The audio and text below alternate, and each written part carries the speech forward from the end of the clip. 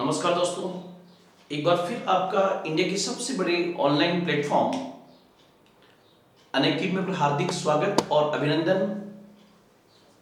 आज हम आधुनिक भारत के इतिहास की इस क्लास में विशेष रूप से कांग्रेस के कुछ प्रमुख अधिवेशनों को स्पेशली फोकस करने के लिए जा रहे हैं कि वो अधिवेशन कहां कहां पर हुए और उन अधिवेशनों की इंपॉर्टेंसी क्या है।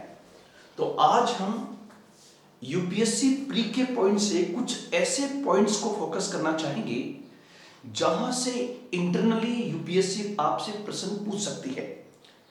सीधा सीधा ना पूछ करके डायरेक्टली कहीं ना कहीं सूची फर्स्ट को सूची सेकंड के साथ में सम्मिलित कीजिए या काफी डेप्थ में जाकर भी आपसे प्रश्न पूछे जा सकते हैं। अतः उसी को ध्यान में रखते हुए मैंने कांग्रेस के कुछ इंपॉर्टेंट सेशंस आपके सामने रखे हैं जिसके बारे में आज हम चर्चा करना चाहेंगे। तो यहां पर स्पेशली जो है सबसे पहले आप इसका एक स्क्रीनशॉट लें। इसका स्क्रीनशॉट लें कि कौन कौन सा कहां पर ये अधिवेशन कहां पे हुए। तो यहां पर आप देखोगे सबसे पहले 1920 को हम देखें। 1920 में जो है 1920 में दो अधिवेशन हैं। एक कांग्रेस का स्पेशल सेशन हुआ था कलकत्ता के अंदर, ध्यान रखना 1920 में कांग्रेस का एक विशेष अधिवेशन हुआ था कलकत्ता में जिसमें असहयोग आंदोलन को अनुमति प्रदान की गई थी और उस समय खिलाफत आंदोलन चल रहा था। उसी समय ये स्पेशल सेशन दिया गया था। तो ध्यान रखना 1920 का जो कांग्रेस का विशेष अधिवेशन हुआ है वो कलकत्ता में था। उसकी अध्यक्षता लाला लाजपत राय ने की। आपसे पूछी लाला लाजपत राय तो होगा उग्रवादी राष्ट्रवादी, एक्सट्रीमिस्ट नेशनलिस्ट। एक आपसे क्वेश्चन ये पूछे कि वो कौन से उग्रवादी राष्ट्रवादी थे जो कांग्रेस के किसी भी अधिवेशन के अध्यक्ष नहीं रहे, तो वो भी आप ध्यान रखना, उसका नाम आप मुझे भेजिए। 1920 का कांग्रेस का जो वार्षिक अधिवेशन है वो नागपुर में हुआ। उसकी अध्यक्षता सी विजय राघवाचारी ने की थी। ध्यान रखना 1920 में कांग्रेस का जो वार्षिक अधिवेशन हुआ वो सी विजय राघवाचारी ने की थी। यहां से एग्जाम में क्वेश्चन आपका यह बन सकता है कि असहयोग आंदोलन को किस वार्षिक अधिवेशन में फाइनली अनुमति प्रदान की गई थी। तो उत्तर होगा आपका 1920 का नागपुर अधिवेशन जिसकी अध्यक्षता सी विजय राघवाचारी ने की। और 1920 का जो कांग्रेस का वार्षिक अधिवेशन था वो किन दो मुद्दों पर असहयोग आंदोलन शुरू करने की अनुमति प्रदान की गई थी। तो उसमें आपका उत्तर होगा नंबर 1 खिलाफत का मुद्दा और नंबर 2 पंजाब का मुद्दा। यहां पंजाब इश्यू का मतलब होगा पंजाब मुद्दा या अमृतसर का जलियांवाला बाग हत्याकांड। उससे असंतुष्ट होकर ही कांग्रेस ने अपना असहयोग आंदोलन स्टार्ट किया था। तो उसमें भी आप ध्यान रखेंगे। उसके बाद 1921 का जो कांग्रेस का अधिवेशन था उसके लिए सीआर दास हालांकि निर्वाचित हुए थे लेकिन सीआर दास नहीं थे, वो जेल में थे, इसलिए उसकी अध्यक्षता हकीम अजमल खान ने की है। और ध्यान रखना हकीम अजमल खान सीआर दास के काफी खास थे। और सीआर दास कौन थे? चित्तरंजन दास। सीआर दास बंगाल के कद्दावर नेता थे। सीआर दास के ही शिष्य थे सुभाष चंद्र बोस।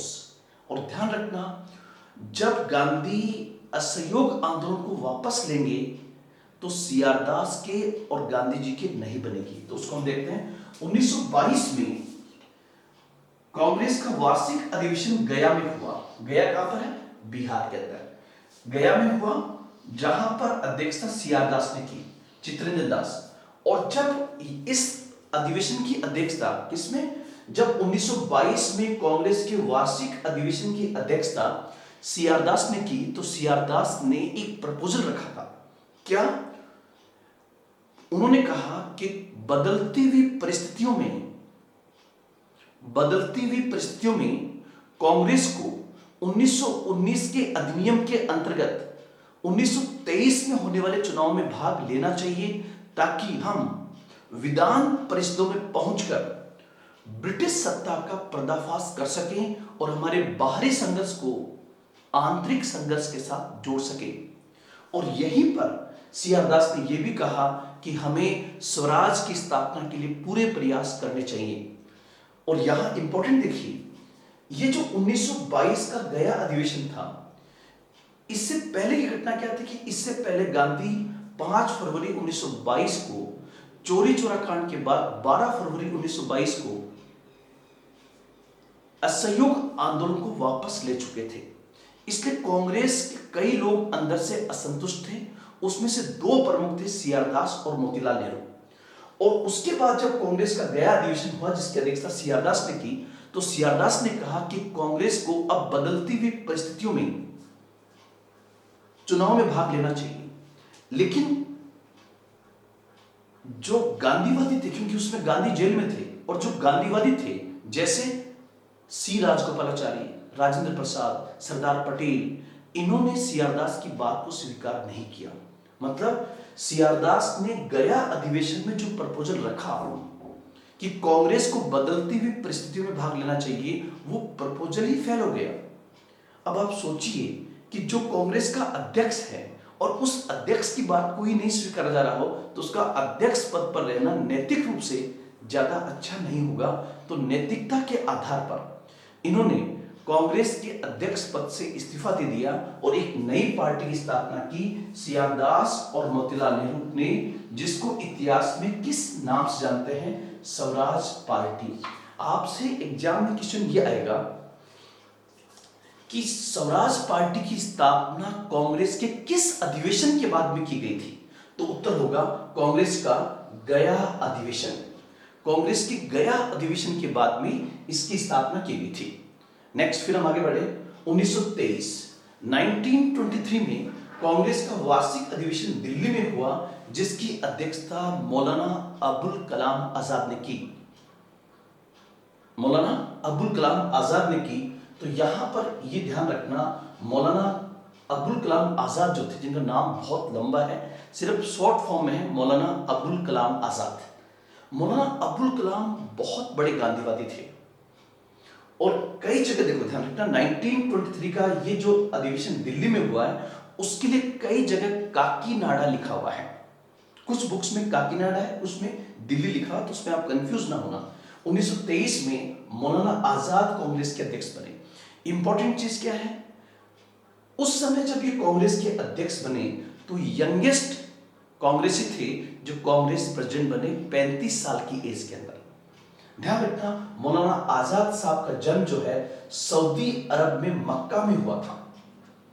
सऊदी अरब में मक्का मुस्लिम धर्म का सबसे बेहतरीन तीर्थ स्थान, होली पैलेस माना जाता है। मक्का में मौलाना आजाद का जन्म हुआ था और मौलाना आजाद भारत के एक बहुत बड़े शिक्षाविद थे।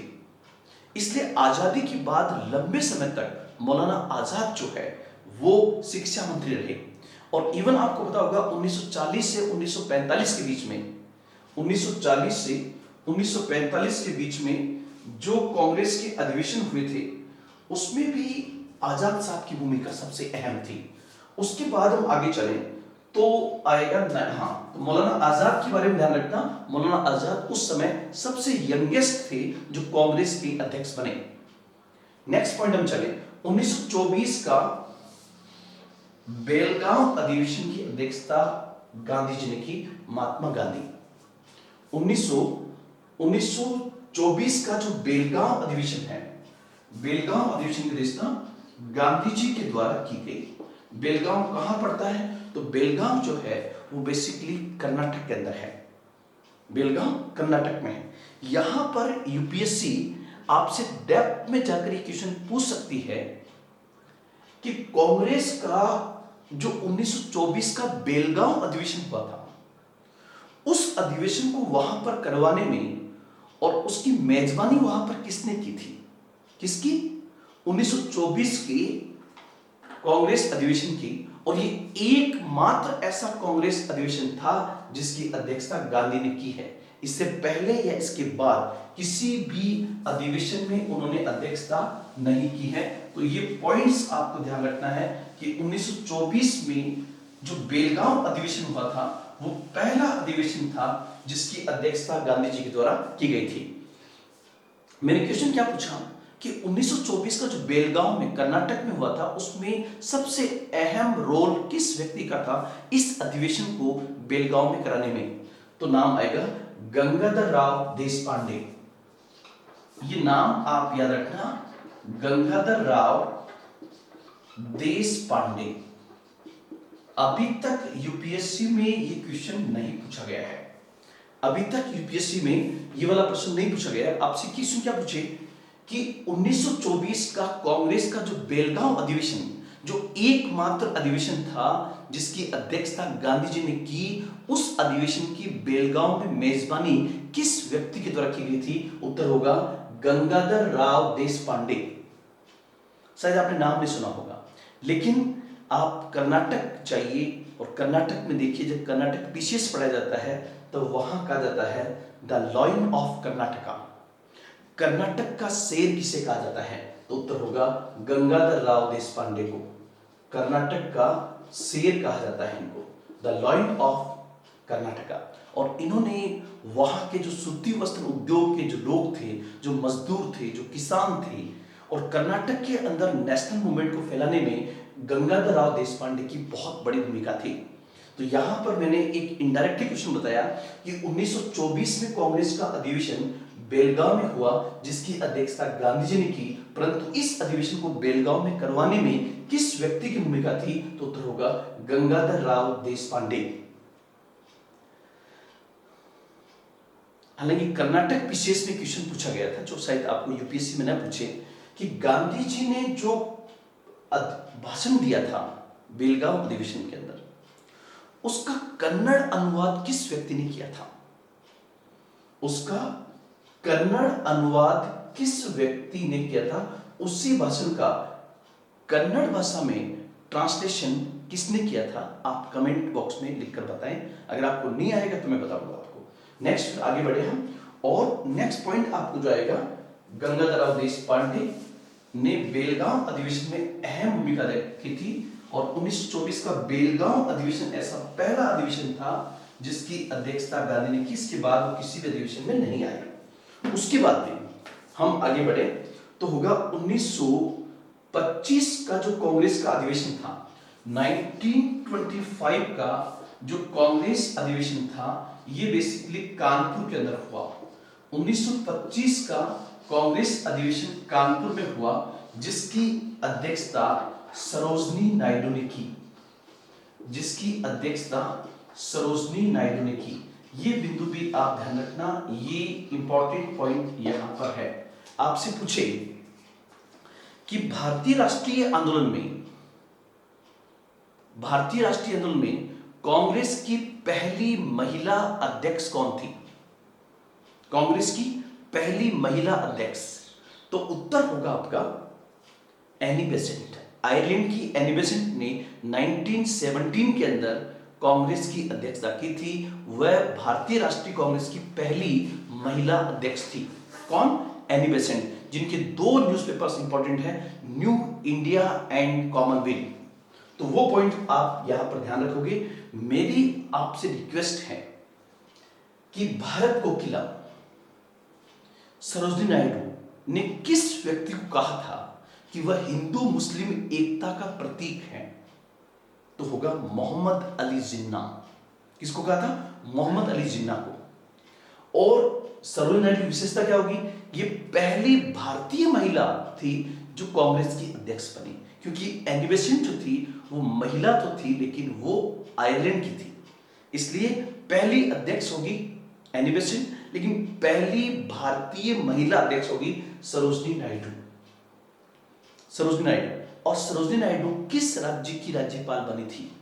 एक ही ध्यान रखना। और एक क्वेश्चन आपसे मैं पूछता हूं, सरोजनी नायडू की प्रमुख पुस्तकें कौन सी हैं? ये 3 बार यूपीएससी में क्वेश्चन पूछा गया है। ये मैं आपको होमवर्क दे रहा हूं कि आप बताइए सरोजनी नायडू की प्रमुख पुस्तकें कौन सी थी।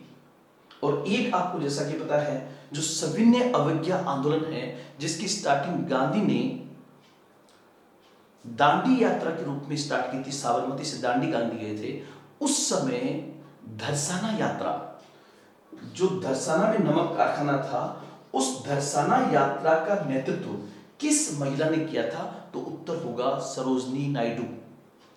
एक आपको पता होगा कि जो सेकंड राउंड टेबल कॉन्फ्रेंस थी, कब? 1931 के अंदर। उस सेकंड राउंड टेबल कॉन्फ्रेंस जो थी, उसमें महिला प्रतिनिधि के तौर पे कौन गई थी? उत्तर होगा सरोजनी नायडू। तो ये बिंदु भी आप यहां पर ध्यान रखें। मतलब यहां पर मेरा ऑब्जेक्ट जो है, केवल आपको कांग्रेस के प्रमुख अधिवेशन ही दिखाना नहीं है, लिस्ट याद नहीं करना है, बल्कि उसके आसपास के पॉइंट्स को बहुत अच्छे से आपको याद करना है। और यहां पर यह भी ध्यान रहे, जैसे यूपीएससी क्वेश्चन ऐसे पूछेगी, निम्नलिखित पर ध्यान दीजिए। नंबर 1, सरोजनी नायडू 1925 के कानपुर अधिवेशन की अध्यक्ष बनी, ये पहली महिला अध्यक्ष थी। नंबर 2, सरोजनी नायडू ने ही कांग्रेस की सविनय अवज्ञा आंदोलन के दौरान धरसाना यात्रा की थी और वहां पर नमक कारखाने के सामने विरोध दर्ज किया था। और नंबर 3, सरोजनी नायडू ने प्रथम गोलमेज सम्मेलन में महिला वर्ग के रूप में भाग लिया था। इनमें से कौन सा या से सही है?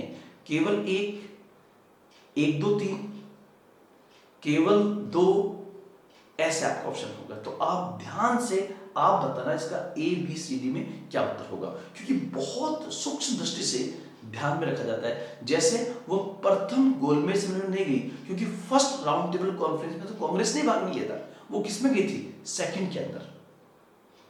और पहली बात, पहली महिला अध्यक्ष नहीं है, पहली भारतीय महिला अध्यक्ष थी वो, इसलिए वहां उत्तर होगा केवल 2, ओनली 2 जो है कि दरसाना में उन्होंने भाग लिया था। तो ये पॉइंट आपका आएगा 1925 के अंदर, ये आप यहां पर ध्यान में रखेंगे। उसके बाद हम आगे बढ़ेंगे।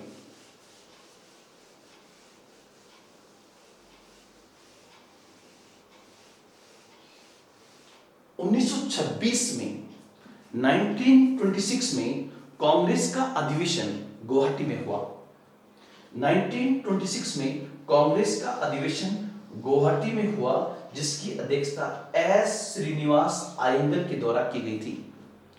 एस श्रीनिवास अयंगर के द्वारा की गई थी। यहां पर इससे अतिरिक्त मैं क्वेश्चन पूछता हूं आपसे कि जब लोगों को गांधी ने यह कहा कि आप खादी पहने,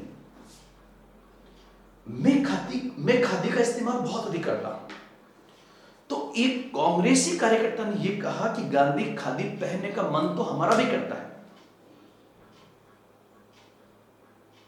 लेकिन खादी महंगी बहुत है। इसके बाद गांधी जी ने किस अधिवेशन में खादी को लेकर एक लंबा चौड़ा भाषण दिया था? यह क्वेश्चन भी यूपीएससी में पूछा गया है, यह भी आप बताइए। और आज मैं आपसे क्वेश्चन ज्यादा इसलिए पूछ रहा हूं ताकि मैं देख सकूं कि आप कमेंट बॉक्स में कमेंट नहीं करते हैं। उस कमेंट्स को करवाने के लिए मैं आपसे पूछ रहा हूं ताकि कितने लोग, जैसे सोनम, आनंद वगैरह, ये तो कमेंट करते हैं, प्रकाश ये करते हैं, लेकिन बहुत सारे लोग कमेंट नहीं करते हैं, केवल क्लास की उसके बाद में रवाना, वो हमें याद तक नहीं करते हैं। तो मैं चाहूंगा कि आप रिप्लाई करें, इसके लिए मैंने क्वेश्चन आज आपको बहुत सारे आपके दिमाग में छोड़ूंगा ताकि आप उस पर थोड़ा मनन कर सकें।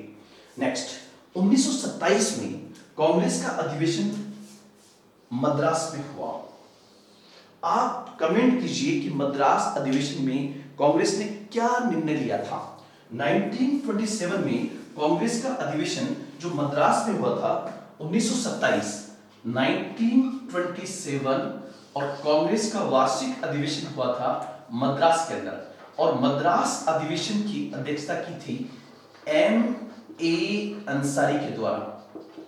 M.A. अंसारी के द्वारा इस अधिवेशन की अध्यक्षता की गई थी। तो आपसे क्वेश्चन मेरा है कि इस अधिवेशन में कौन सा निर्णय लिया गया था?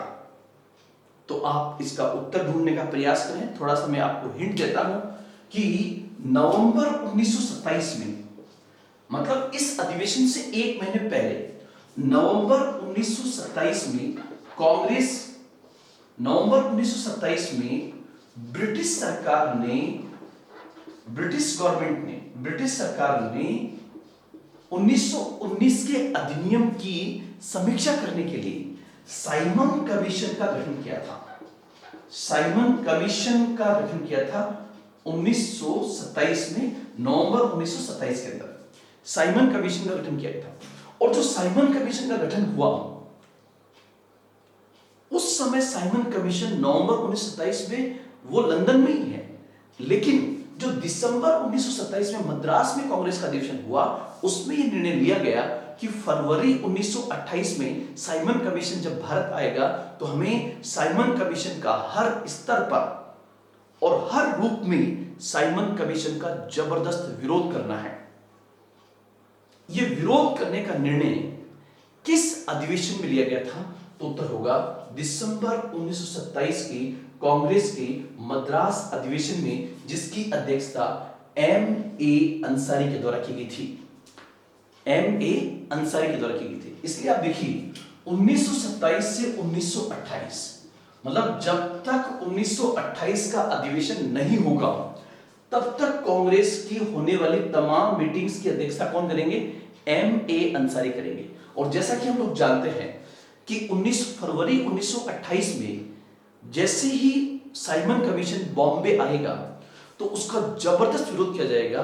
तब लॉर्ड बिर्किनहेड ने चैलेंज किया था कि अगर आप कानून बना सकते हैं तो आप बनाइए, मैं उस सड़े गले कानून को स्वीकार कर लूंगा, चाहे अच्छा हो चाहे बुरा हो, लेकिन आप सभी लोग उस कानून पर सहमत होने चाहिए।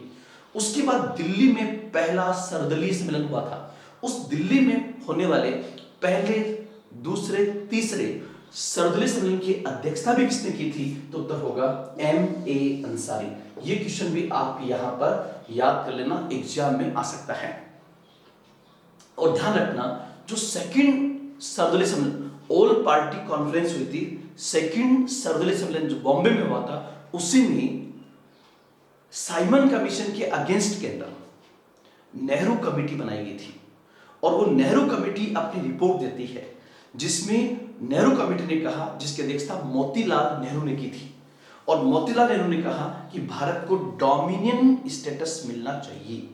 आप देखिए 1927 में कांग्रेस की अध्यक्षता की है M.A. अंसारी ने, और 1928 में जो कांग्रेस का अधिवेशन कलकत्ता में हुआ, ध्यान रखना 1928 के अंदर 1928 में 1928 में कांग्रेस का वार्षिक अधिवेशन जो है वो कलकत्ता में हुआ। और इस अधिवेशन में अध्यक्षता किसने की? तो उत्तर होगा मोतीलाल नेहरू के द्वारा, मोतीलाल नेहरू के द्वारा। और आप ये भी ध्यान रखें, मोतीलाल नेहरू की धज्जियां उन्हीं के बेटे जवाहरलाल नेहरू ने उड़ाई थी। क्यों? क्योंकि मोतीलाल नेहरू ने जो नेहरू रिपोर्ट दी थी और उसका पहला बिंदु था भारत को डोमिनियन स्टेटस प्रदान किया जाए, उसका जवाहरलाल नेहरू ने सबसे अधिक विरोध किया था। और उस विरोधाभास के अंदर ही और उस विरोध भाव के अंदर ही जिस व्यक्ति की राजनीति खत्म हुई वो था मोतीलाल नेहरू। और ये भी आप देखिए 1928 में ही बनी थी नेहरू कमेटी, और 1928 में नेहरू रिपोर्ट आई है, और 1928 में कांग्रेस का जो वार्षिक अधिवेशन हुआ उसकी अध्यक्षता मोतीलाल नेहरू ने की है। मतलब 1928 का जो साल है वो ज्यादातर किसके नाम पर है? मोतीलाल नेहरू के नाम पर है। लेकिन 1928 की गतिविधियों ने ही मोतीलाल नेहरू की राजनीति खत्म कर दी। और मोतीलाल नेहरू अपने जमाने के बहुत बड़े वकील थे। मोतीलाल नेहरू अपने जमाने के बहुत बड़े वकील थे, और उन्हीं का बेटा था जवाहरलाल नेहरू, जो लंदन से पढ़कर भारत में आया था। और वो जो है यंग था और उसने जबरदस्त पॉलिटिक्स की। यहां पर इस अधिवेशन से जो आपका क्वेश्चन बन सकता है, 1928 का अधिवेशन जिसकी कलकत्ता में जो हुआ, जिसकी अध्यक्षता मोतीलाल नेहरू ने की, इसका विशेष बिंदु क्या था? तो आज आप देखते होंगे कि आज की तारीख में ऑल इंडिया यूथ कांग्रेस भी है, अखिल भारतीय युवा कांग्रेस। अखिल भारतीय युवा कांग्रेस का गठन किस अधिवेशन में हुआ था? तो होगा कांग्रेस के कलकत्ता अधिवेशन में। मतलब इसी अधिवेशन में अखिल भारतीय युवा कांग्रेस का गठन हुआ था। अखिल भारतीय युवा कांग्रेस का गठन जो है वो इसी सेशन में हुआ था। तो आप लोग ध्यान रखना 1928 की कांग्रेस की कलकत्ता अधिवेशन की अध्यक्षता मोतीलाल नेहरू ने की। इसी अधिवेशन में अखिल भारतीय युवा कांग्रेस की स्थापना हुई थी और उस समय युवा कांग्रेस का ये गठन करने का सबसे अधिक जोर किस व्यक्ति ने दिया, तो उत्तर होगा जवाहरलाल नेहरू ने। और यहां पर एक बिंदु और ध्यान रखें आप कि इस समय तक भारतीय राजनीति में दो युवा व्यक्तियों की एंट्री हो चुकी है, दो युवा। उसमें से एक नाम है सुभाष चंद्र बोस। सुभाष चंद्र बोस 1920 में आईएएस बने और 1920 के अंदर 1919 में आईएएस बनते हैं, लेकिन 1919 में जो जलियांवाला बाग हत्याकांड होता है उसके बाद वो आईएएस की नौकरी छोड़ करके और कांग्रेस में आ जाते हैं। और वो कांग्रेस में किससे प्रेरित होते हैं, ध्यान रखना, महात्मा गांधी से। लेकिन उनके गुरु कौन थे, तो गुरु थे सीआर दास, चित्तरंजन दास। और वो सीआर दास ने गांधी के अगेंस्ट में जाकर के स्वराज पार्टी का गठन किया था। तो किसमें नहीं बनती थी, सीआर दास में और गांधी जी के अंदर।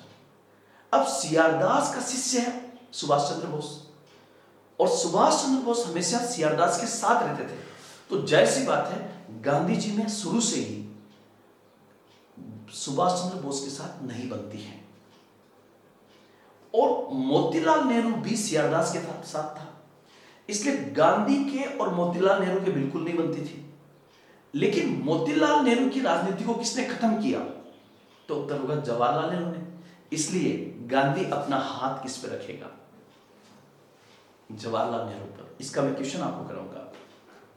तो यहां पर ये बिंदु ध्यान रखना, ये पॉइंट्स यहां पर आएगा। उसके बाद और ध्यान रखना पार्टी के अंदर, पॉलिटिक्स के अंदर कौन व्यक्ति किसके साथ रहता है, ये भी उसके भविष्य निर्माण के अंदर एक बहुत महत्वपूर्ण बिंदु है। अब आप देखिए कि कांग्रेस का 1928 के बाद कांग्रेस का जो वार्षिक अधिवेशन था वो 1929 में हुआ। 1929 में कांग्रेस का जो वार्षिक अधिवेशन हुआ, ये अधिवेशन कहां पर हुआ, तो उत्तर होगा लाहौर के अंदर। ये अधिवेशन कहां पर हुआ, तो लाहौर में हुआ। और लाहौर किस नदी किनारे पर है, तो उत्तर होगा रावी नदी के किनारे पर। कांग्रेस का जो लाहौर अधिवेशन था इसकी अध्यक्षता किसने की, तो उत्तर होगा जवाहरलाल नेहरू ने। तो देखिए पहले साल में बाप, सेकंड साल में बेटा। 1928 में मोतीलाल नेहरू और 1929 में जवाहरलाल नेहरू। और कांग्रेस का जो लाहौर अधिवेशन था, इस लाहौर अधिवेशन के 3 इंपॉर्टेंट पॉइंट आपको याद रखने हैं।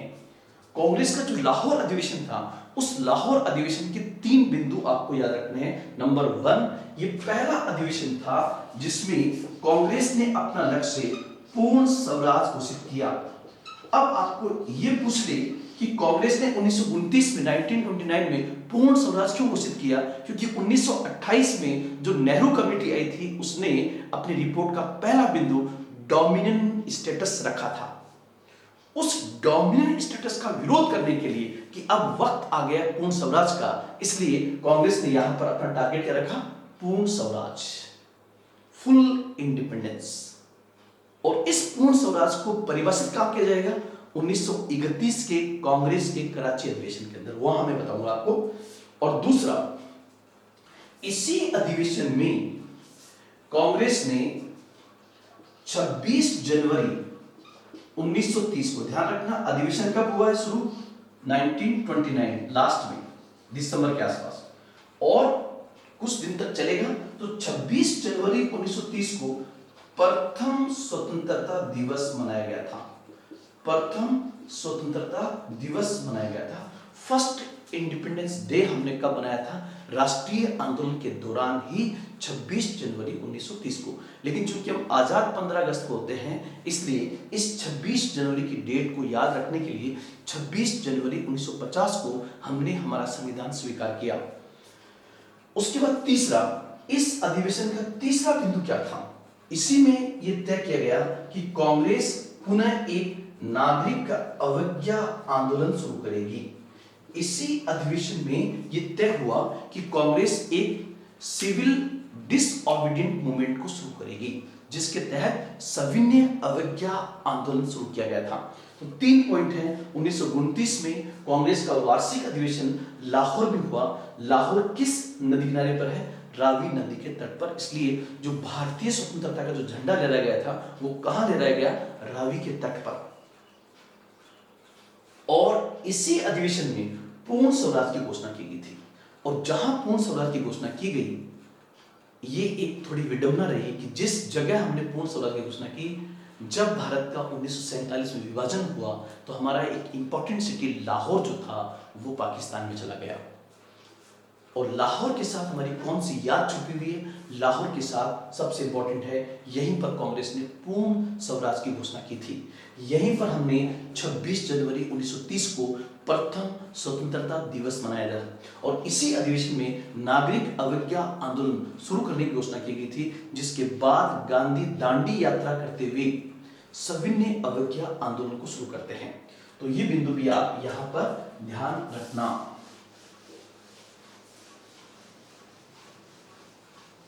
उसके बाद आप देखो 1930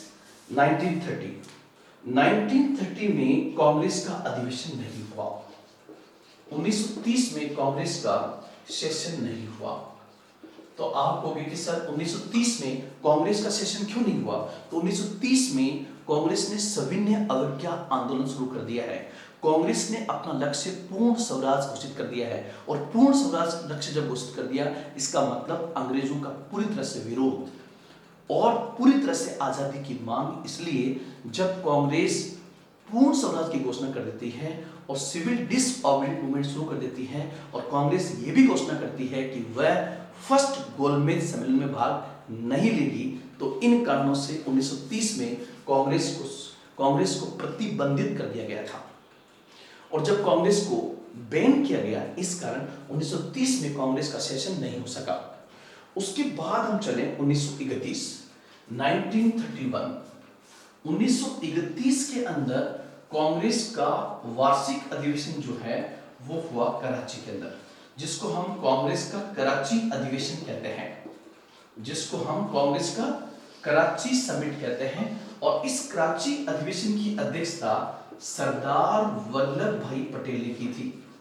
सरदार वल्लभ भाई पटेल ने की थी, जिनका भारतीय राजनीति में बहुत बड़ा योगदान है। हम एक क्लास पूरी तरह से सरदार वल्लभ भाई पटेल पे लेंगे, क्योंकि वर्तमान हमारी जो मोदी सरकार है, उस मोदी सरकार ने सरदार पटेल के मान सम्मान में कोई कमी नहीं आने दी है, और निश्चित रूप से नहीं आनी चाहिए, क्योंकि सरदार पटेल के योगदान को ये देश कभी भुला नहीं पाएगा। अन्यथा ये देश आज अपने आप में एक उपमहाद्वीप होता।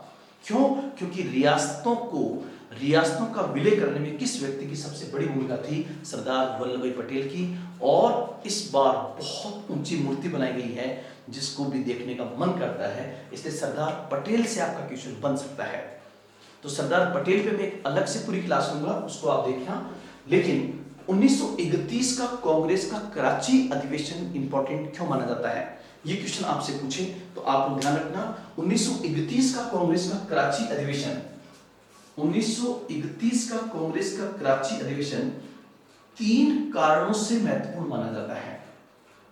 3 कारणों से महत्वपूर्ण माना जाता है। वो 3 कारण कौन से हैं?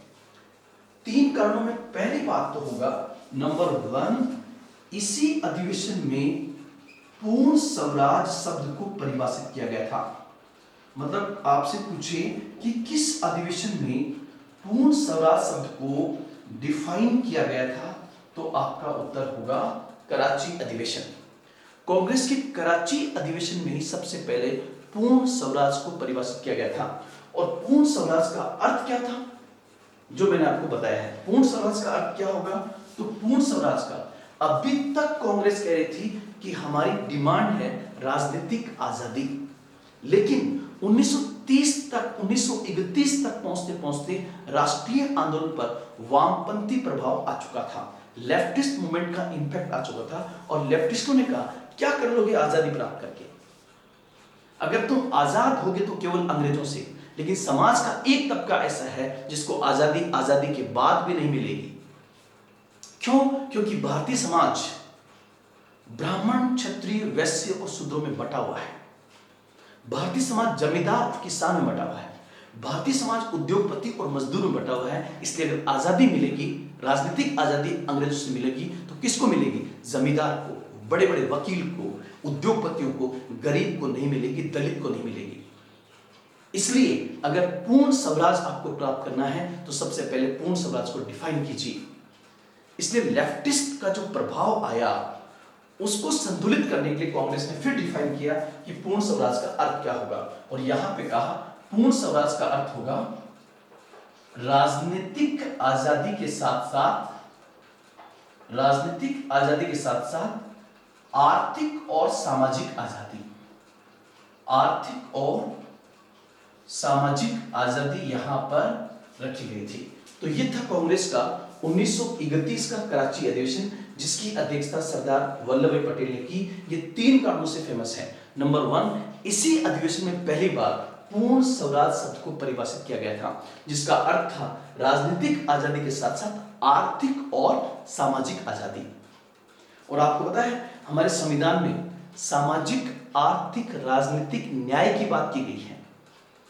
प्रियम्बल में वर्ड्स कहां से लिए गए हैं, थोड़ा सा आप ध्यान देना। साथ ही साथ दूसरा कारण था कि इसी अधिवेशन में कांग्रेस ने व्यापक मौलिक अधिकारों की बात कही थी कि संगठन बनाने का अधिकार होना चाहिए, अभिव्यक्ति का अधिकार होना चाहिए। तो आपसे पूछिए कि कांग्रेस के किस अधिवेशन में मौलिक अधिकारों के व्यापक प्रारूप को प्रस्तुत किया गया था, तो उत्तर होगा कांग्रेस का कराची अधिवेशन। और इसी प्रकार से तीसरा बिंदु जो है, इसी में कांग्रेस ने अपना आर्थिक कार्यक्रम भी प्रस्तुत किया था कि अगर कांग्रेस की सरकारें बनती है तो उसके इकोनॉमिक प्रोग्राम्स क्या होंगे, उसकी घोषणा भी इसी अधिवेशन में की जाती है। तो ये पॉइंट्स आपको याद रखने के इसमें कांग्रेस का कराची अधिवेशन। और एक बिंदु और ध्यान रखना यहां पर कि कांग्रेस का जो कराची अधिवेशन है ये मार्च के महीने के अंत में होता है। उससे पहले आपको पता है 5 मार्च 1931 को, 5 मार्च 1931 को गांधी इरविन पैक्ट होता है। उस गांधी इरविन पैक्ट को मान्यता दिलाने के लिए कांग्रेस का कराची अधिवेशन समय से पहले होता है। और साथ ही साथ इसमें यह भी निर्णय लिया गया कि कांग्रेस सेकंड गोलमेज सम्मेलन में भाग लेगी। तो आप देखिए 1930 में कांग्रेस बैन थी, 1930 में कांग्रेस बैन है, लेकिन 1931 में कांग्रेस से बैन हट गया क्योंकि कांग्रेस ने किसकी बात मान ली? अंग्रेजों की। और उसी के तहत गांधी और इरविन के बीच में समझौता हुआ और कांग्रेस के एकमात्र प्रतिनिधि के रूप में कांग्रेस की ओर से वहां पे गए गांधी जी।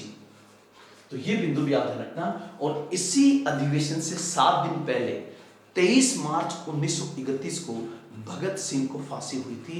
ये तीनों चारों घटनाएं कौन सी?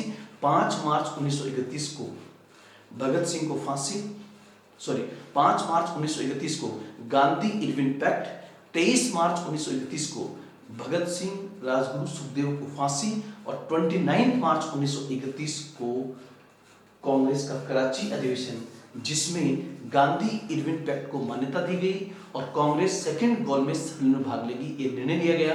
उसके साथ साथ 3 इंपॉर्टेंट प्रपोजल पास किए गए थे। उसके बाद हम देखें तो नेक्स्ट पॉइंट आपका होगा 1931 के बाद 1932। 1932 कराना इंपॉर्टेंट नहीं है क्योंकि 1932 में भी कांग्रेस को बैन किया हुआ था। क्यों बैन किया गया था? कि जब Gandhi ji second round table conference में भाग लेकर वापस आते हैं तो फिर वो एक बार सविनय अवज्ञा आंदोलन शुरू करने का प्रयास करते हैं, उनको जेल में डाल दिया जाता है। उसके बाद कांग्रेस को फिर प्रतिबंधित किया जाता है। लेकिन ये 1932 में जो हुआ था ये दिल्ली में छुप छुपा कर हुआ था और इसकी अध्यक्षता की थी अमृत रणछोड़ दास। अमृत रणछोड़ दास ने इसकी अध्यक्षता की थी। हालांकि वास्तविकता में अध्यक्षता किसी और के पास में थी, नाम बताइए कौन थे वो। फिर 1933 में कांग्रेस का अधिवेशन कलकत्ता में हुआ, लेकिन इस समय कांग्रेस को प्रतिबंधित किया हुआ था इसलिए ये अधिवेशन छुप छुपा के हुआ था और इसकी अध्यक्षता की थी नलिनी सिंह गुप्ता ने। नलिनी सिंह गुप्ता, ध्यान रखना, भारतीय राष्ट्रीय कांग्रेस की तीसरी महिला अध्यक्ष है। भारतीय राष्ट्रीय कांग्रेस की पहली एनी बेसेंट, दूसरी सरोजिनी नायडू और तीसरी नलिनी सेन गुप्ता। कहां पर? कलकत्ता के अंदर। रियल में अध्यक्षता किसके पास में थी? तो यहां पर मदन मोहन मालवीय, लेकिन वो है नहीं, इसलिए उनके स्थान पर उनको बनाया गया था। अब उसके आगे हम बढ़े।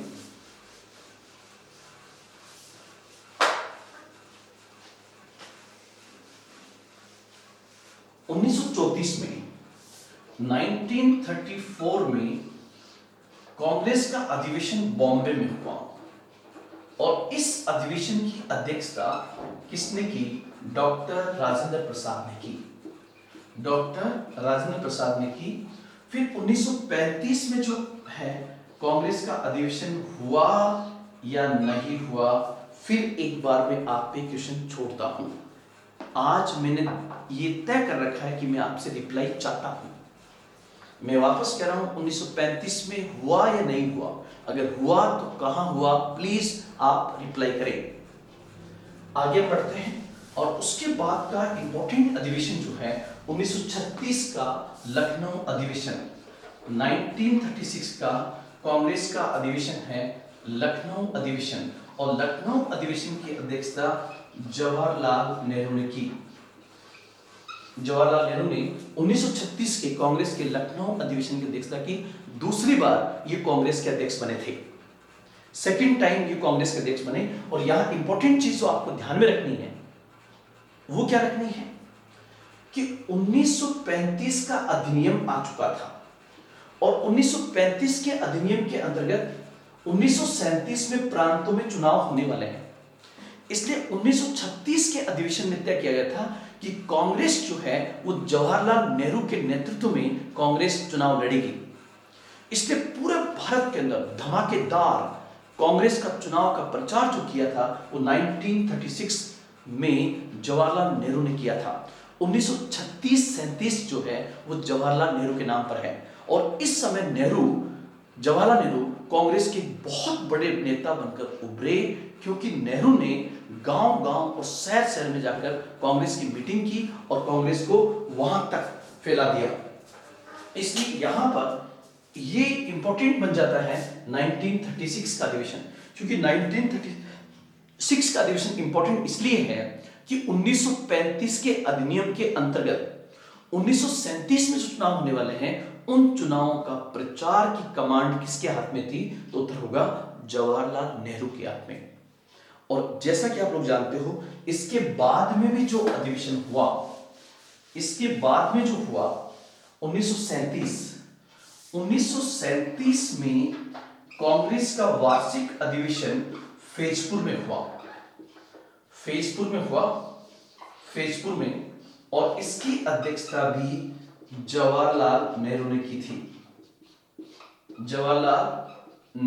थी। ध्यान रखना, ये जो 1937 का फैजपुर अधिवेशन था, यहां पर एक फैजपुर को लेकर और एक हरिपुरा को लेकर थोड़ा कंफ्यूजन है, लेकिन आप ये कंफ्यूजन क्लियर कर दें कि 1937 में जो फैजपुर में जो हुआ था वो पहला अधिवेशन था जो गांव में हुआ था। पहला अधिवेशन जो कहां हो रहा है? गांव के अंदर। 1937 का फैजपुर अधिवेशन, तो ये बिंदु भी यहां पर ध्यान रखें। 1937 जवाहरलाल नेहरू, लेकिन 1937 का साल कांग्रेस के लिए बहुत निर्णायक साल था। कैसे? कि जवाहरलाल नेहरू की अध्यक्षता में ही 1936-37 के अंदर कांग्रेस ने जो चुनाव का प्रचार किया, उसके कारण 1937 के चुनाव में कांग्रेस को 11 प्रांतों में से 8 प्रांतों में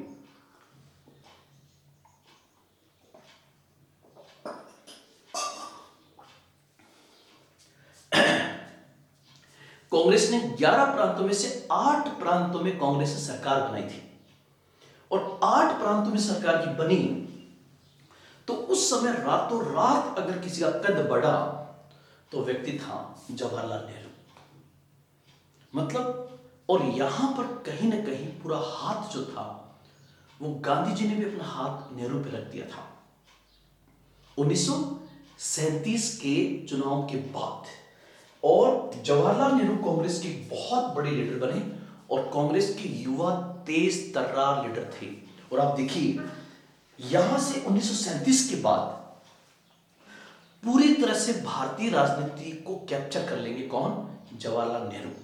इवन गांधी जी का हाथ नेहरू पर था, इसलिए, और जबकि नेहरू के फादर मोतीलाल नेहरू और गांधी जी में बनते नहीं थे, लेकिन यहां भारतीय राजनीति में दो व्यक्ति आ चुके हैं, एक जवाहरलाल नेहरू और दूसरा सुभाष चंद्र बोस। लेकिन गांधी का झुकाव किस ओर ज्यादा है? तो गांधी का झुकाव नेहरू की ओर ज्यादा है। आप लोग ध्यान रखना, सुभाष चंद्र बोस उड़ीसा से थे और उड़ीसा बनता है बंगाल से अलग होकर 1936 के अंदर, 1936 के अंदर। मतलब सुभाष बाबू क्या माने जाते थे? बंगाली। लेकिन 1936 में बंगाल से अलग होकर के बन जाएगा उड़ीसा, और उड़ीसा में कटक में उनका जन्म हुआ था। लेकिन यह ध्यान रखना, सुभाष चंद्र बोस भी गरीब परिवार से नहीं थे। सुभाष बाबू के फादर उस समय बंगाल विधानसभा में एमएलसी थे, मेंबर ऑफ लेजिस्लेटिव काउंसिल थे, और बहुत बड़े वकील थे। इसलिए दोनों में समानता है यहाँ पर कि मोतीलाल नेहरू भी बहुत बड़े वकील थे और सुभाष चंद्र बोस के फादर भी, जानकी दास बोस, बहुत बड़े वकील थे। साथ ही साथ जिस समय दोनों का भारतीय राजनीति में आगमन हुआ तो इन दोनों की शिक्षा दीक्षा इंग्लैंड में हुई है। किसकी? सुभाष बाबू की भी और नेहरू की भी। और दोनों का झुकाव लेफ्टिस्ट की ओर था, वामपंथ की ओर था। यह बिंदु भी ध्यान रखना है। लेकिन असमानता का एक बिंदु है कि सुभाष चंद्र बोस की गांधी से नहीं बनती थी, जबकि जवाहरलाल नेहरू की गांधी से बनती थी। और आप सोचिए कि अगर गांधी का साथ मिल गया होता और अगर सुभाष चंद्र बोस भारत के प्रधानमंत्री बनते तो मुझे लगता है कि तस्वीर कुछ अलग होती, क्योंकि सुभाष बाबू बहुत टैलेंटेड थे। हालांकि नेहरू के टैलेंट में भी कहीं कमी नहीं थी, नेहरू भी एक्स्ट्रा ऑर्डिनरी थे, लेकिन सुभाष चंद्र बोस में जो क्रांतिकारी भाव था वो देखने लायक था। तो यहां पर ये बिंदु आप ध्यान रखें। 1937 एक बार क्योंकि नेहरू का यहां पर एक बात आई है, एक बार मुझे याद नहीं, लेकिन 2009 के आसपास में यूपीएससी ने मेंस में क्वेश्चन पूछा था, और यूपीएससी मेंस ने क्वेश्चन क्या पूछा था? क्या नेहरू गांधी की भाषा बोलते थे? क्या नेहरू गांधी की भाषा बोलते थे? दोनों के मध्य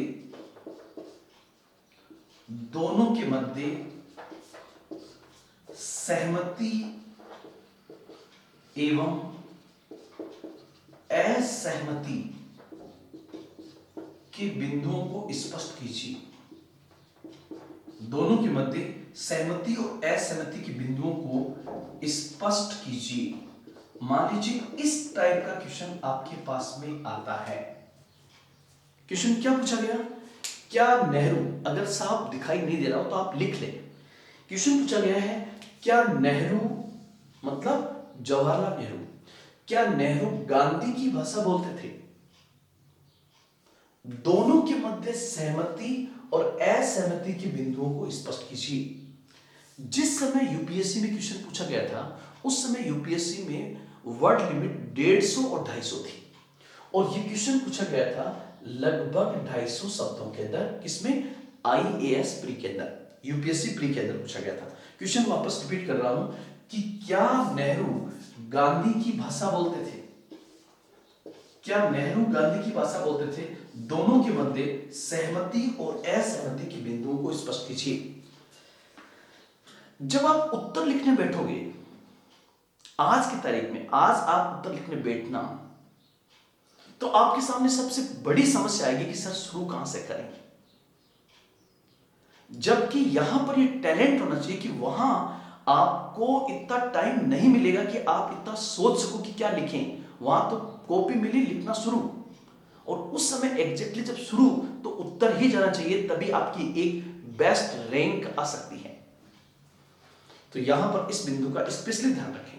क्या अब क्वेश्चन पूछा गया, क्या नेहरू गांधी की भाषा बोलते थे?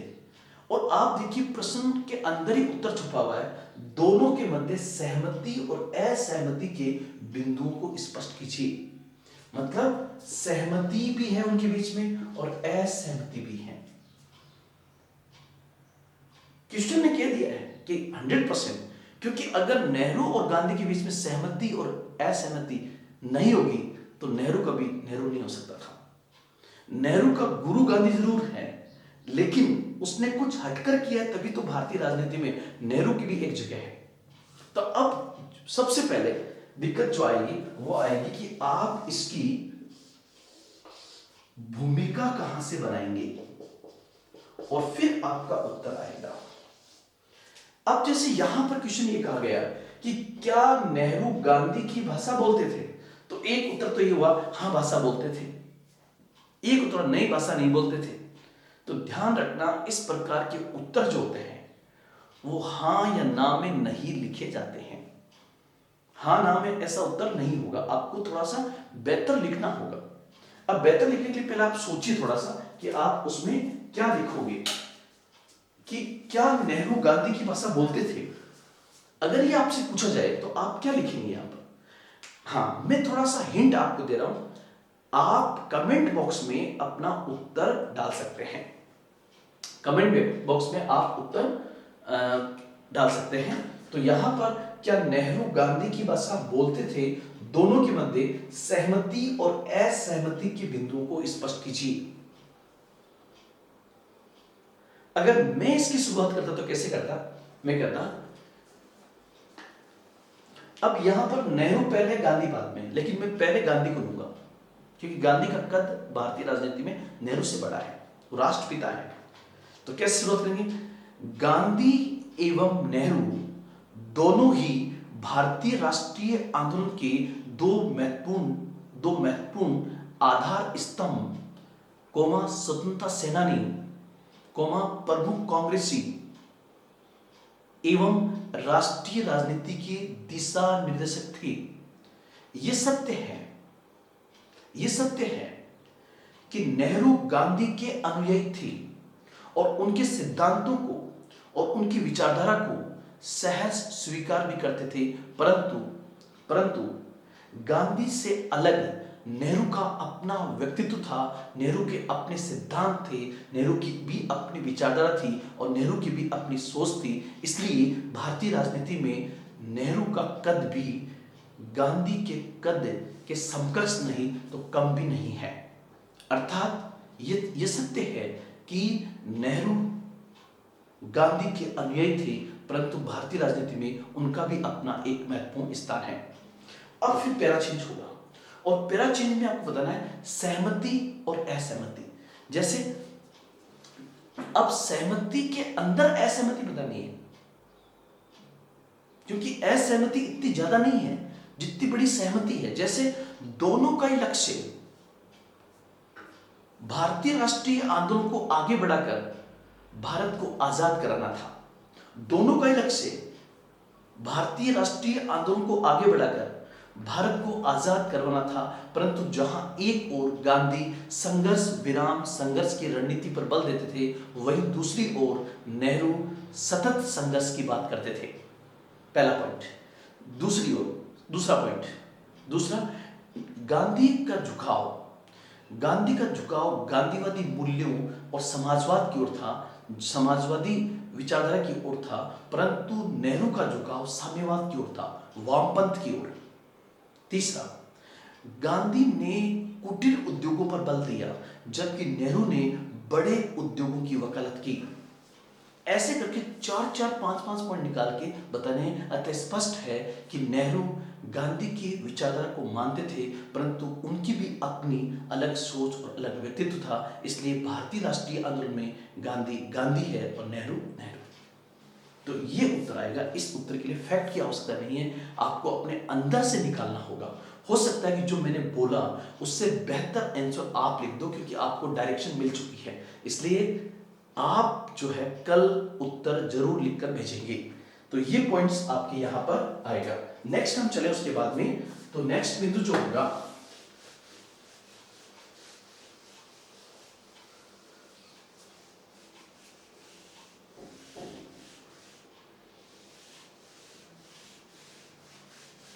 नेक्स्ट हम चले तो आएगा 1938। 1938 में कांग्रेस का अधिवेशन जो है वो हरिपुरा में हुआ। कांग्रेस का अधिवेशन हरिपुरा में हुआ और कांग्रेस के हरिपुरा अधिवेशन की अध्यक्षता सुभाष चंद्र बोस ने की। हरिपुरा आज की तारीख में कहां पड़ता है? तो ये गुजरात में पड़ता है और इसकी अध्यक्षता सुभाष चंद्र बोस ने की। तो आप देखिए कि जवाहरलाल नेहरू थे 1936-37 के अंदर और 38 में बन गए सुभाष बाबू। और सुभाष बाबू उस समय कांग्रेस में बहुत ज्यादा लोकप्रिय थे। और देखो आईएएस की नौकरी छोड़ दी उस जमाने में, आज नहीं छोड़ पाते हैं, उस जमाने में आईएएस की नौकरी छोड़कर देश के लिए समर्पित हो गए सुभाष बाबू।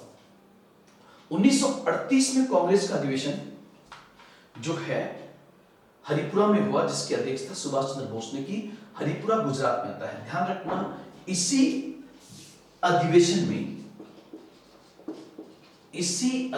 में राष्ट्रीय योजना समिति बनाई गई कि हमें योजना तैयार करनी है कि विकास कैसे किया जाए। राष्ट्रीय योजना समिति बनी, नेशनल प्लानिंग कमेटी बनती है, नेशनल प्लानिंग कमेटी बनती है और राष्ट्रीय योजना बनाई, जिसका अध्यक्ष जो है सुभाष चंद्र बोस ने किसको बनाया था? उत्तर होगा जवाहरलाल नेहरू को। मतलब जिस समय सुभाष बाबू कांग्रेस के अध्यक्ष है, उनके अध्यक्ष काल में राष्ट्रीय योजना समिति बनाई गई, जिसका अध्यक्ष जो है वो बेसिकली किसको बनाया गया था? जवाहरलाल नेहरू को। उसके बाद हम आगे बढ़े 1938 में सुभाष चंद्र बोस की लोकप्रियता चरम पर थी और जिन जिन लोगों की सुभाष बाबू से नहीं बनती थी उनको खतरा था। वो चाहे जवाहरलाल नेहरू भी हो सकते हैं, मैं नाम नहीं लेने जा रहा हूं, लेकिन उनको खतरा था। अब आप देखिए 1939 में 1939 में कांग्रेस का वार्षिक अधिवेशन जो है, कांग्रेस का वार्षिक अधिवेशन जो है, कांग्रेस का जो वार्षिक अधिवेशन था वो बेसिकली अधिवेशन जो है ये हुआ त्रिपुरी के अंदर। आप कहोगे सर ये त्रिपुरी वर्तमान में कहां पड़ेगा? तो ये मध्य प्रदेश में, उस समय मध्य प्रांत में आता था, त्रिपुरी में हुआ। और त्रिपुरी में जब हुआ तो इस अधिवेशन से पहले ही सुभाष बाबू के समर्थकों ने घोषणा कर दी थी कि सुभाष बाबू को ही कांग्रेस का अध्यक्ष दोबारा बनाया जाए। कुछ बुक्स में लिखा है कि उन्होंने खुद नहीं चर्चा की थी, लेकिन जो भी हो उन्होंने कहा कि मैं अध्यक्ष बनना चाहूंगा ताकि कुछ नई नीतियों को लागू किया जा सके। अब सुभाष बाबू की जो अपनी विचारधारा थी, जो थोड़ी सी कांग्रेस से हटकर थी, अगर सुभाष बाबू बन जाते तो शायद उसको लागू कर देते या वो प्रपोजल्स पास करवा देते। लेकिन यह हुआ क्या कि जैसे ही ये वार्षिक अधिवेशन हुआ, इस अधिवेशन के बाद में इस अधिवेशन से पहले ही ये तय हो गया था कि सुभाष चंद्र बोस को किसी भी हालत में जीतने नहीं देना है। ये किसने कहा? ये कहीं ना कहीं गांधी जी ने, जवाहरलाल नेहरू ने, जो गांधी समर्थक थे, तो गांधी जी ने नाम आगे किया कि मौलाना आजाद को खड़ा कर दो। किसके सामने? सुभाष चंद्र बोस के सामने। मौलाना आजाद ने मना कर दिया। तो फिर गांधी ने नेहरू से कहा कि आप वापस खड़े होगी। जवाहरलाल नेहरू से कहा। जवाहरलाल नेहरू की हिम्मत नहीं हुई क्योंकि उनको पता था कि वो चुनाव आ सकते हैं, इसलिए वो भी खड़े नहीं हुए। तब गांधी ने अपने एक समर्थक, जिनका नाम था, यहां पर निर्वाचन हुआ और जो निर्वाचन हुआ वो निर्वाचन था सुभाष चंद्र बोस वर्सेस पट्टाभी सीतारामैया। मतलब पट्टाभी सीतारामैया को खड़ा किसने करवाया? तो जाहिर सी बात है गांधी जी ने। तो मतलब पट्टाभी सीतारामैया जो है वो गांधी जी के समर्थक है। और इस चुनाव से पहले ही गांधी ने घोषणा कर दी क्या कि पट्टाभी सीतारामैया यदि त्रिपुरी के इस चुनाव में हारते हैं तो यह हार पट्टाभी सीतारामैया की नहीं बल्कि मेरी हार होगी। अब आप देखिए कि यहां तक गांधी को लेने की आवश्यकता क्या थी। लेकिन ध्यान रखना, गांधी जी भी भगवान नहीं, वो भी एक व्यक्ति थे। हो सकता है उनका राजनीतिक कोई मामला हो, लेकिन ये जो हुआ, ये जो घटनाक्रम हुई, तो उसके बाद में कहीं ना कहीं सुभाष चंद्र बोस और पट्टाभी सितरमैया के बीच में जो चुनाव हुआ, चुनाव कौन करते थे? कांग्रेस वर्किंग कमेटी और कांग्रेस के जो जो होते थे, उन्होंने किया। उनकी संख्या लगभग 3000 के आसपास थी वोटर्स की। उनमें से 1580 वोट जो है, 1580 के आसपास वोट मिले सुभाष चंद्र बोस को, और 1300 समथिंग वोट मिले पट्टाभी सितरमैया को। उन वोट को याद नहीं करना है, लेकिन लगभग 200 वोट से सुभाष बाबू ने पट्टाभी सितरमैया को चुनाव हराया। और जैसा कि आप लोग जानते हो, पट्टाभी सितरमैया को खड़ा किया गया था किसने? गांधी जी के द्वारा। इसलिए गांधी जी ने कहा, ये पहले कहता था कि पट्टाभी सितरमैया यदि चुनाव हारते हैं तो ये मेरी पर्सनल हार होगी, और वो हार गए। जब हार गए तो जो गांधी समर्थक थे उनको बहुत निराशा हुई कि यार सुभाष बाबू वापस जीत गए, बात आई गई हो गई। लेकिन जैसे कांग्रेस वर्किंग कमेटी की बैठक होती है सुभाष बाबू के अध्यक्ष बनने के बाद, तो सुभाष चंद्र बोस ने गांधी से बहुत बार पूछा कि आप बताइए हमें आगे कैसे बढ़ना चाहिए, वर्किंग कमेटी को कैसे काम करना चाहिए, आप दिशा निर्देश दीजिए गांधी, आप घटनाक्रम को भूलने का प्रयास कीजिए। कहते हैं कि गांधी ने उस बात को भूला नहीं। जब भूला नहीं तो कांग्रेस वर्किंग कमेटी के जो बाकी मेंबर्स थे, उन्होंने सुभाष बाबू के साथ में असहयोग करना शुरू कर दिया। और राजनीति में भी ध्यान रखना, अपनी अपनी विचारधारा होती है, एक पार्टी के अंदर भी। तो यहां पर सुभाष बाबू ने क्या किया, वो जो असहयोग मिला उससे परेशान होकर उन्होंने कांग्रेस छोड़ दी। और कांग्रेस छोड़ने के बाद सुभाष चंद्र बोस ने 3 मई 1939 को 3 मई 1939 को एक नई पार्टी की स्थापना कर ली। और जो 3 मई 1939 को नई पार्टी की स्थापना कलकत्ता में की, उस पार्टी का नाम था फॉरवर्ड ब्लॉक। उस पार्टी का नाम क्या था? फॉरवर्ड ब्लॉक नाम था उस पार्टी का। इस प्रकार जो कांग्रेस से अलग होकर और जो एक प्रकार का द्वेष पनपा, उसे ही कांग्रेस के इतिहास में त्रिपुरी संकट कहा जाता है, त्रिपुरी क्राइसिस को कहा जाता है। ये आप यहां पर रखना। 3 मई 1939 को उन्होंने किस पार्टी की स्थापना की? तो उत्तर होगा फॉरवर्ड ब्लॉक की स्थापना की। और फॉरवर्ड ब्लॉक किस प्रकार की पार्टी थी? तो फॉरवर्ड ब्लॉक बेसिकली एक प्रकार की लेफ्टिस्ट पार्टी थी, जिसका एग्जिस्टेंस आज भी है। अभी लेटेस्ट कुछ साल पहले चाहे सीडीएस में या एनडीए में क्वेश्चन पूछा गया था, और हो सकता है यूपीएससी में पूछ लिया गया हो, कि जब सुभाष बाबू ने फॉरवर्ड ब्लॉक की स्थापना की तो उस समय उनके साथ में इस पार्टी के सह संस्थापक कौन थे?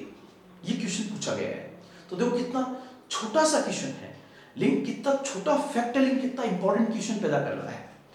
तो यहां पर फॉरवर्ड ब्लॉक की स्थापना करने में उनके साथ में थे सीलभद्र याजी उनके साथ में थे, जिन्होंने फॉरवर्ड ब्लॉक की स्थापना करने में सुभाष बाबू का सहयोग किया था। तो ये बिंदु भी याद रखना। और इस संपूर्ण घटनाक्रम को कांग्रेस में त्रिपुरी संकट के नाम से जाना जाता है। और एक क्वेश्चन आपसे अगर ये पूछ ले कि जब सुभाष चंद्र बोस ने कांग्रेस के अध्यक्ष पद से इस्तीफा दे दिया, तो फिर 1939 में कांग्रेस का अध्यक्ष किसको बनाया गया था? 1939 में कांग्रेस का अध्यक्ष किसको बनाया गया था? तो उत्तर होगा डॉक्टर राजेंद्र प्रसाद को। डॉक्टर राजेंद्र प्रसाद को अध्यक्ष नियुक्त किया गया था। फिर 1940 में कांग्रेस का अधिवेशन हुआ रामगढ़ के अंदर। उस समय अबुल कलाम आजाद, ध्यान रखना 1939 के अंदर ही सेकेंड वर्ल्ड वॉर शुरू हो चुका है। उसका हम नेक्स्ट क्लास में लेंगे कि वो वार कैसे हुआ था। और 1941 से 45 में नो सेशन, भारत छोड़ो आंदोलन चल रहा था। 1946 में आजादी से पहले का जो समिट हुई है 1946 में, 1946 में कांग्रेस की समिट जो है वो मेरठ में हुई थी। 1946 में कांग्रेस का वार्षिक अधिवेशन कहां पर हुआ? मेरठ में। और इसकी अध्यक्षता आचार्य जेबी कृपलानी ने की थी। आचार्य जेबी कृपलानी के द्वारा इसकी अध्यक्षता की गई थी। तो आपसे पूछे कि भारत की आजादी से पहले कांग्रेस का वार्षिक अधिवेशन कहां पर हुआ था, तो उत्तर होगा 1946 मेरठ। उसके बाद में भारत की आजादी के बाद समिट जो हुई है वो 1948 में हुई, और कहां पर हुई, जयपुर में हुई, जिसकी अध्यक्षता किसने की, उत्तर होगा पट्टाभी सीतारामैया। ध्यान रखना, और स्पेशली आरएस वाले ध्यान रखना, ये 1948 जयपुर पट्टाभी सीतारामैया।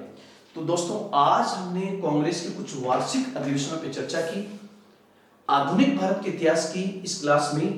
कल हम जो है इसी पार्ट में कुछ और मुद्दे लेकर के आपके सामने हाजिर होंगे, जहां से आपको एग्जाम में क्वेश्चन बन सकता है।